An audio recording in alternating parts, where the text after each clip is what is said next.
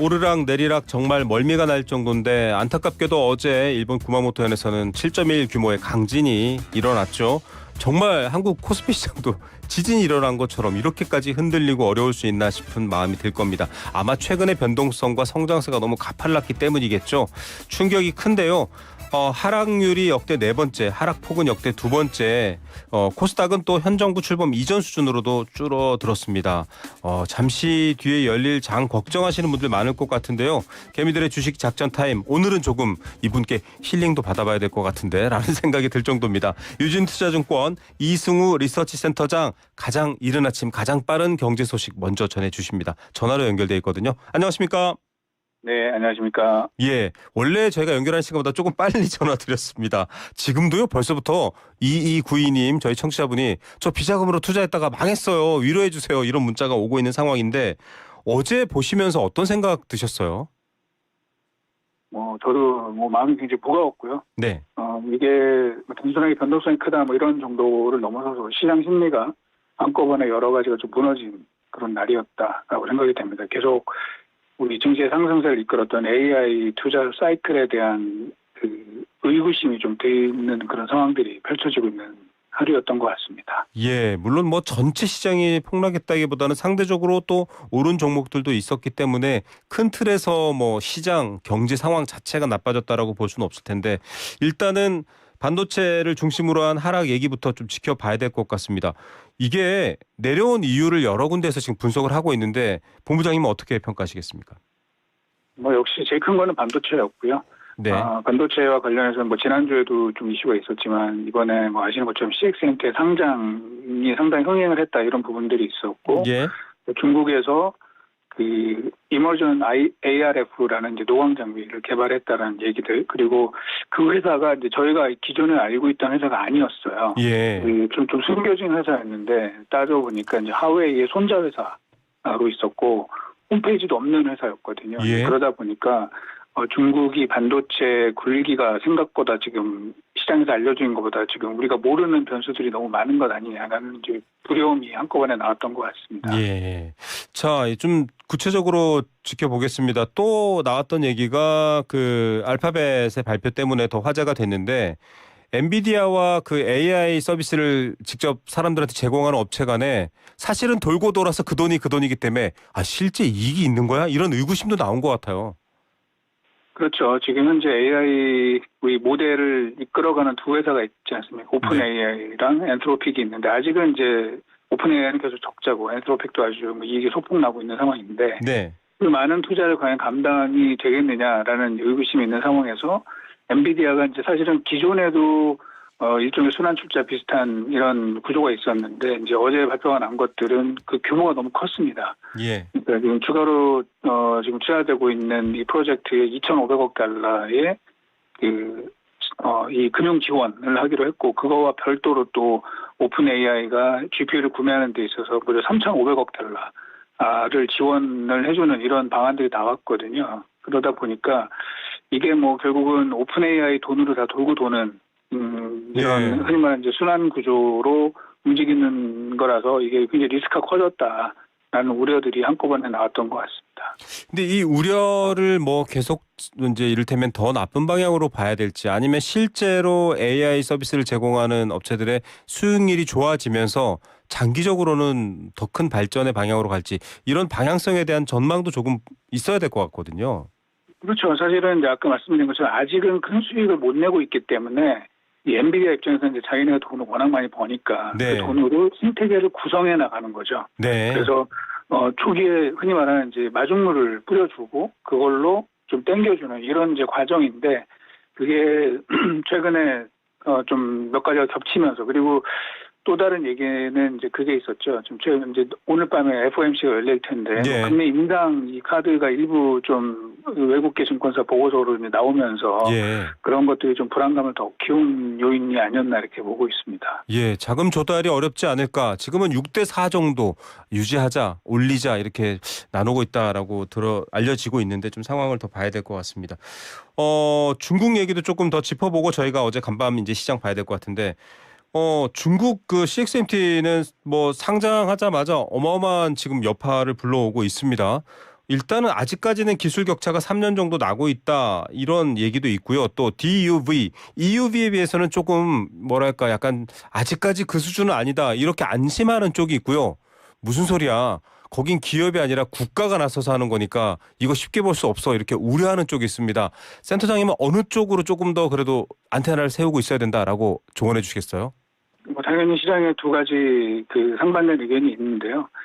저도 뭐 당연히 지금 CX센터가 이제 우려스럽습니다. 생각보다 네. 좀 빠르게 올라오고 있는 게 사실이고 지금 또 업황이 좋아지다 보니까 작년 상반기까지 적자를 보던 회사가 지금 순이익률이 70%가 나가는 회사가 됐거든요. 예. 그러다 보니까 당연히 이제 위협적이긴 한데 지금 에코님께서 말씀 주신 것처럼 DUV 기술까지는 이제 빨리 쫓아올 수 있을 것 같아요. 그런데 사실은 그 다음 단계로 넘어가기 위해서는 EUV 장비가 필요한데 요거는 아직은 중국에 공급이 제대로 안 되고 있거든요. 그래서 저희 그 반도체 담당 애널리스트도 죄송합니다. 네네네. 그 향후에 이제 이 회사가 쫓아오는 속도가 약간 둔화될 가능성이 있다. 그래서 지금 뭐 당연히 저희는 뭐 위험 요인을 보고 있지만 단기간 내에 예를 들면 한 2, 3년 내에 이 회사가 시장에 엄청난 충격을 줄 가능성은 높지 않다라고 이제 좀 분석을 하고 있습니다. 예. 뭐 앞서가는 사람 추격하면 무섭지만 또 앞에 있는 사람은 뭐 멈춰 서 있나요? 네. 그런 것도 네네. 좀 봐야 됩니다. 이런 상황에서 일단은 간밤 미국 상황을 되게 우려스럽게 봤던 분들은 어제 주무시기 전까지는 아마 보면서 좀 걱정했을 텐데요. 좀 회복해서 약간 또 혼조세로 마감된 것 같기도 하고요. 어제 어떻게 미국 증시 어떻게 끝났습니까? 미국 증시는 좀 색깔이 많이 바뀌었습니다. 확실히 AI에 대한 좀 퇴조 현상이 좀 극특하게 나타나고 있고 AI와 관련된 업체들은 실적이 좋고 전망이 좋아도 주가가 빠지는 일들이 좀 계속 반복이 되고 있고요. 반면에 그동안에 좀 소외받았던 일반 소비주, 안정적인 그 방어주 이쪽으로 좀 포트폴리오가 좀 옮겨가고 있습니다. 그래서 다우는 좀 상승을 했고 좀 나스닥은 약간 약세를 보이는 특히 반도체는 많이 빠지는 일들이 계속 나타나고 있습니다. 예, 새로운 기술보다는 좀 기존의 산업도 많이 돈은 살아남아야 되니까요. 그걸로 옮겨가고 있고 애플이 좀 특이해요. 시가총액이 사상 처음으로 5조 달러를 넘어섰는데 사실상 애플은 좀 AI 투자를 공격적으로 하진 않거든요. 이건 어떻게 봐야 될까요?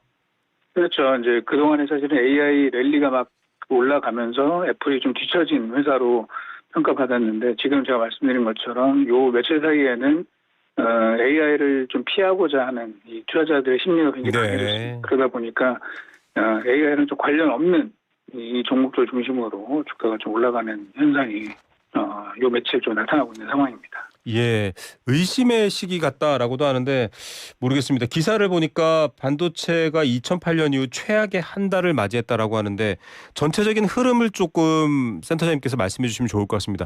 너무 이게 이익에 대한 속도 기대가 실제로 이익이 나는 것보다 너무 가파르게 올라갔기 때문에 투자금이 한꺼번에 많이 몰리고 또 거기에다가 반도체 특정 종목으로 너무 쏠려 있고 거기에다 레버리지까지 더해지니까 이건 사실 좀 조정의 과정이지 꺾여가지고 아래로 내려가는 과정은 아니다 이렇게 보시는 분도 있고요.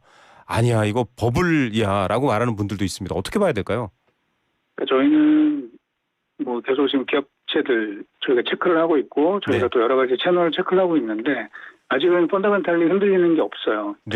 더 좋아질 가능성이 있다라고 보고 있습니다. 그래서 뭐 펀더멘탈은 저희가 보고 있는 대로 가고 있는데 이제 주가가 워낙 좀 출렁이고 있는 상황이고 흔히 말하는 이제 쏠림이 너무 심했던 거죠. 너무 좋다라는 기대가 높아지면서 거의 그 웬만한 이제 주식 투자자들이 대부분 다 반도체로만 지금 심하게 몰리면서 그게 좀 해소되는 과정이 아닐까 이렇게 좀 보고 있습니다.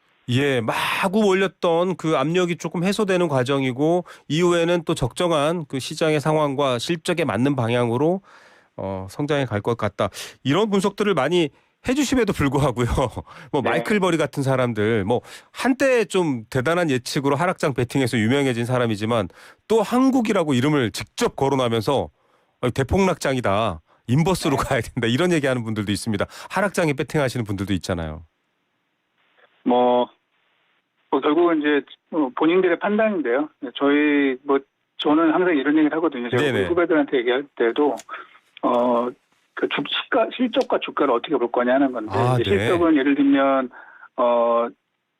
주인이고요, 개 주인이고 주가는 강아지다 이거죠. 네. 목줄을 세워주는 강아지다. 그래서 다 이 주인은 한쪽 방향으로 가고 있는데 강아지는 계속 왔다 갔다 하지 않습니까? 네.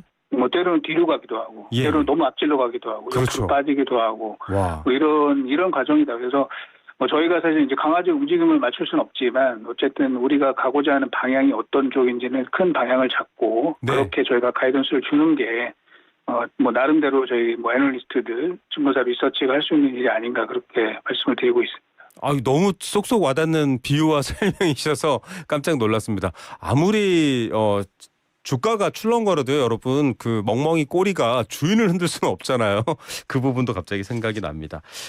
지금 투자하고 있는 일반 국민들이 뭐 코로나 이후로 많은 분들이 지금 주식시장에 들어왔기 때문에 걱정을 많이 합니다. 지금도 이렇게 말씀해 주셨어요. 알아본 바에 따르면 실적, 앞으로의 투자, 확장성, 뭐 발전 가능성 다 좋아. 근데 다만 지금 시장이 너무 쏠리고 과열돼서 출렁이는 것뿐이야. 지금은 오히려 쌀 때 사야지 이런 표현을 해주시는데 저희 청취자분들 문자로 불안합니다. 그래도 팔아야 되나요? 어떻게 해야 됩니까? 버텨야 됩니까? 마구 옵니다. 이거 개미들한테 좀 투자해 주실 때는 이해하기 쉽도록 아까 뭐 기본 방향도 말씀해 주셨지만 투자 전략 차원에서는 어떤 게 지금 필요할까요?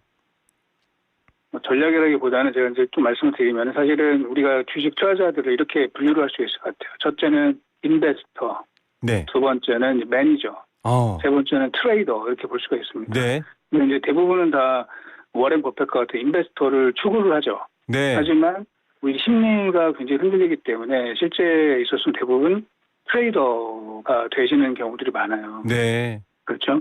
근데 사실은 그렇게 되면은 그거는 이제 정말 정확하게 투자자는 아닌 거죠. 네. 그렇게 되면은 굉장히 흔들릴 수밖에 없습니다. 그래서 이제 본인들이 이제 명확한 그 관점을 가지시고 우리가 네. 사실은 투자를 한다는 거는 좋은 기업을 맞아요. 내가 주주가 돼서 계속 가져가야 된다. 이런 관점으로 접근을 하셔야지 단기간 내에 내가 뭐 갑자기 뭐 내 재산을 2배를 늘려야 되겠다, 3배를 늘려야 되겠다 이런 식의 접근은 굉장히 위험할 수가 있습니다. 네. 그래서 그런 것들은 모르겠습니다. 지금 주식을 좀 잃으신 분들은 굉장히 마음이 아프시겠지만, 이제 그런 식의 접근은 이제 조금씩 내려놓으시고, 그런 투자자의 관점으로, 주식 투자를 하시기를, 말씀을 드리고 싶습니다. 예, 결국 좀 소크라테스 얘기를 꺼내서 죄송합니다만 자기 자신을 좀 아셔야 됩니다. 내가 단기간에 하루 만에 큰 돈을 벌고 싶은 방식의 사람인 건지 아니면 이 시장과 기업과 산업을 이해해서 투자해서 내 자산이 잘 성장해 나가는 걸 바라는 건지를 구분하셔야 되고요. 거기에 따라서 시장 상황을 이해하셔야 된다. 늘 우문을 들으면 이렇게 현답을 주시네요. SK하이닉스 실적이랑 이번 주 주요 이벤트가 많거든요. 영향을 많이 미칠까요? 워낙에 지금 변동성이 있다 보니까 어떤 이벤트들이 오히려 영향을 주기도 하고 안 주기도 하고 잘 모르겠어요. 저도 참 그게 난감한데요. 네. 예를 들면 이제 오늘도 실적이 나온 IT 업체들이 있습니다. 예를 들면 코닝이라는 회사도 여기도 AI 수혜주로 보고 있는데 네. 실적이 좋았어요. 하지만 네. 주가는 10% 이상 하락을 했고 네. 또 반도체 장비 회사인 KLA라는 회사도 있는데 여기도 괜찮았거든요. 실적이 좋았는데 장중에 한 6% 빠졌는데 실적을 발표하고 추월 8%가 더 빠지고 있습니다. 예. 그러다 보니까 지금 실적이 좋다 이런 거 가지고선 지금 위안이 안 되는 상황이고요. 맞아요. 그러면은 사실은 제일 중요한 거는 지금 아까 말씀드린 것처럼 AI의 순환 출자에 대한 이 의구심이 되게 커지고 있는 거고, 예. 지속 가느냐 이런 문제가 있고, 그런 와중에 이제 FOMC를 앞두고 혹시 금리 올리는 거 아니야 이제 이런 걱정도 있거든요. 예. 근데 뭐 이게 발표가 나겠죠. 뭐 동결 가능성이 크다라고 보고 있는데, 뭐 발표가 나고 나면 이제 그런 불안감들이 조금 해소가 되지 않을까라는 부분들이 있어서 예. 그 이후에는 예를 들면 이제 오늘 하이닉스의 실적보다는 FOMC를 지나고 나서 이제 그 다음에 이제 경제 전망이 어느 정도 나오게 되면 이제 그 이후에 좀 방향을 잡아가지 않을까 이렇게 생각을 하고 있습니다. 네, 시장은 뭐 불확실성을 가장 싫어하니까요. 하는 거야 안 하는 거야라고 했을 때 가장 어려워하는데 그런 것들이 좀 결정되고 난 뒤에는 또 달라질 수 있겠다. 좀 안개가 걷힐 수 있겠다라고 생각 들고요. 더 떨어지느냐라는 질문. 이거 사실은 무속인한테 물어봐야 될 질문이랑 비슷해요. 앞서 말씀했지만 내가 줄 잘 잡고 있어도 앞에 가는 지수라는 멍멍이가 어디로 튈지 모르기 때문이기도 한데 그래도 여쭤봐야 됩니다. 센터장님. 저희 청취자분들 질문이거든요. 더 떨어집니까? 6천 무너집니까? 이런 질문 나왔어요. 뭐 주가가 좀 조정을 받기 시작할 때 뭐 저희끼리는 그런 얘기를 했어요. 이게 야, 심리적으로 보면 앞에 5자가 한번 나와야지 바닥에 나올 것 같다. 그런데 사실 어제 5,990까지 장중에 네. 내려갔었거든요. 그래서 뭐 일단은 뭐 바닥이지 않을까 이제 저희는 생각을 하고 있습니다. 그 밑으로는 좀 너무 과도하다는 생각이 들어서 아까 말씀하신 것처럼 이제 오늘 지나고 FOMC가 나오고 나면은 그 다음부터는 조금 지금보다는 좀 평온한 흐름에서 다시 펀더멘털을 보려고 하는 접근이 나오지 않을까 그렇게 기대를 하고 있습니다. SK하이닉스 ADR은 사실은 공모가 이하로도 한번 떨어졌는데 역시 이것도 조정의 과정일까요?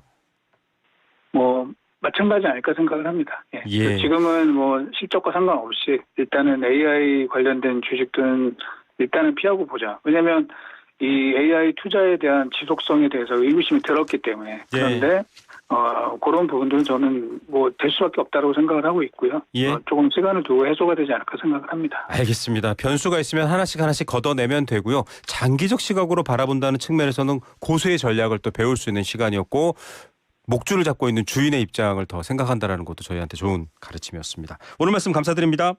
네, 감사합니다. 유지투자증권 이승우 리서치센터장이었습니다.